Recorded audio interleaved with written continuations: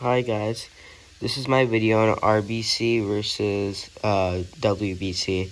So red blood cells versus white blood cells. Red blood cells are called erythrocytes. White blood cells are called leukocytes or leukocytes. RBCs are shaped as biconcave discs.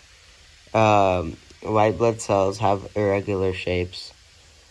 The size varies on RBCs from 6 to 8 inches in diameter, and the size varies from the white blood cells to 12 to 17 in each diameter. The lifespan about one red blood cell is 120 days. The lifespan of WBC is around 12 to 20 days, after which they are destroyed in the lymphatic system. Red blood cells do not have nucleus on maturity. White blood cells are characterized by the presence of a large central nucleus. Due to the presence of hemoglobin, red blood cells appear red in color. White blood cells are colorless as they do not have any pigment.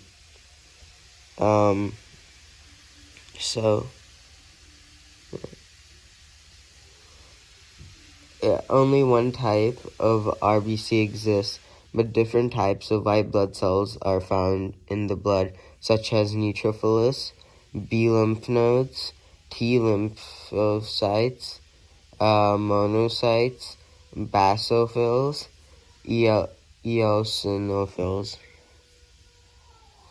They help transport of the respiratory gases to different parts of the body. That's what the red blood cells do. And the white blood cells help in producing antibodies to fight against disease-causing microbes. RBCs are produced in the red bone marrow, and white blood cells are produced in the red bone marrow, lymph nodes, and spleen. The components of red blood cells are hemoglobin. The components of white blood cells are antibodies with the presence of MHC, major histocompatibility complex, antigen cell markers. These cells make up around 36 to 50% of the human blood. That's for red blood cells. And white blood cells make up around 1% of the human blood. They are about 5 million over millimeters cubed of our blood. That's for red blood cells. And white blood cells are 7 to 8,000 millimeters cubed of our blood.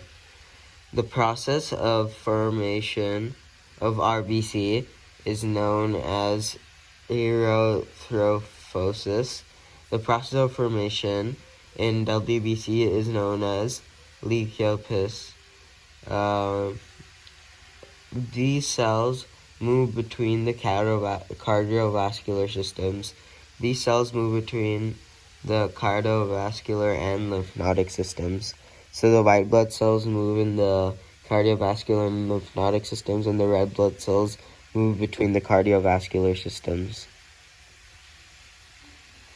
So a low count in red blood cells can result in anemia. Low count of white blood cells results in leukopenia. And then here we see a picture of an RBC. As you can see, it's like a biconcave disc. It's irregular in shape. It's always the same. Whereas for the WBC, it's always irregular in shape and is never the same. Okay. Thank you. That was it.